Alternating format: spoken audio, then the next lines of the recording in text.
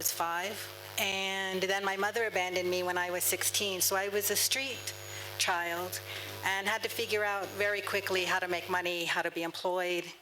And several years later, I'm the CEO of over 7 global companies. So I understand, thank you. So I understand the importance of employment.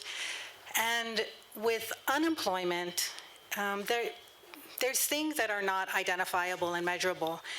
Some of those things are despair, hopelessness, broken families, if people get divorces or can't support their families. There's lots of things that happen with unemployment. And according to the Kenya National Bureau of Statistics, the unemployment rate for people under 30 years old is over 37%.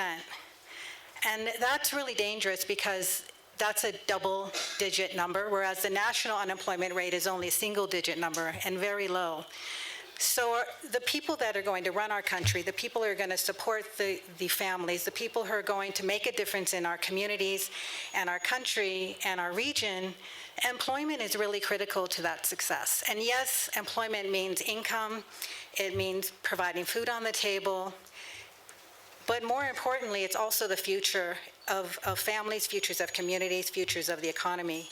And that, I think, is really important to understand because it's not just a statistic. It's not just a number. It's not just we have people who are unemployed, but it's also the quality of life that employment brings. And with employment, besides those things that I just mentioned, the other thing that's really important to employment is how do we create that and what does that mean? And so with this initiative here, which we're calling the Kenya Employment Initiative, instead of people leaving their families and leaving their communities to potentially work overseas or in other areas of Africa, we can save families, in my opinion. We can save them, we can keep them together, we can bring employment here. And what the employment that we're bringing here is global corporations, small and big.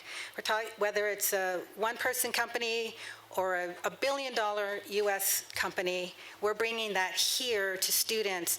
We're giving them resources such as computer skills, we're giving them paid training, we're giving them the opportunity to be successful, not only in resources and skills and experience for when they graduate, but again, how the best thing to do, I mean, it's hard to graduate and then not have a job, right? I think even people my age remember that period of time where what does it mean after you graduate? And we all expect to be employed, but what are the steps to get you employed? And I think with this initiative, the purpose is that you're already experienced and paid and have hands-on training working with global companies, meaning workflows, meaning standard operating procedures, meaning all of the communication, how to send an email, all the way to what kind of information to send.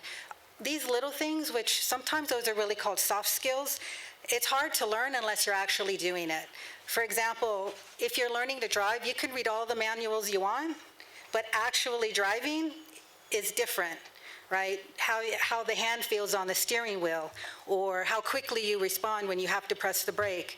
But there's things about hands-on training that really make a difference to the actual competency of the skills you're going to learn and apply, and most importantly, feel comfortable and confident. Because confidence is not something that comes easy for us naturally, I don't think. Even with all of the companies that I work and I support, multi-billion-dollar companies who ask me and call me on the phone and ask them for me to help them, there are times that, there's always going to be somebody smarter than you. There's always going to be somebody who knows more than you. There's always going to be somebody who thinks they're better than you. But the confidence also comes with employment and the training. And if there's nothing else besides the employment, it's how do we bring confidence to our youth and our students where they can show up and say, yes, I'm actually good at this. Yes, I can make a difference. Yes, I can make a difference for you, because it's not just about what you bring to the table, but it's showing people how you can benefit them. I mean, you can be qualified, but if you can't communicate that information, it's going to be really hard for people to understand you and to say yes to you, unless you have the skills to communicate that information. So again, this is not just employment, although that's really critical. It's all of these other things that are critical to success for our children and our students and the country.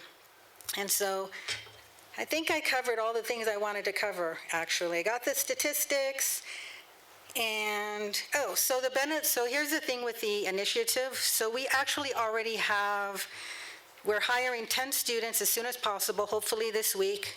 We have 16 jobs, positions available, not just one for each job, but multiple jobs for each of the 16 roles. And we already have 5 U.S. companies waiting to say yes. So this is like starting now. And I'm so excited because what this means is not only what we've talked about, Dr. Esther and I, is we really want to put Kenya on the map, on the global map, through Kenyatta University to bring employment and skills and resources and confidence to the whole continent of Africa, starting and through Kenyatta University, which I'm so blessed and thrilled to share with you guys. And I think there was something else I wanted to say. Oh yeah, so we have the 5 U.S. companies, but this will be international. This will be Spain, it'll be Paris. I have companies already in Europe who want to hire Kenyan employment.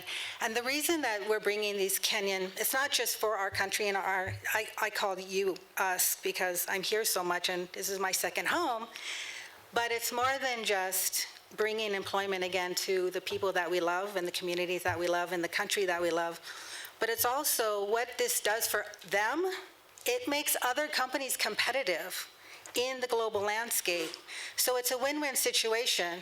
And so what that means is, as companies are trying to grow and they don't know, growing a company is challenging because you don't know necessarily where to put the money or where to invest in your company. And so sometimes progress on growth is really slow. So my background is in finance and economics and business development.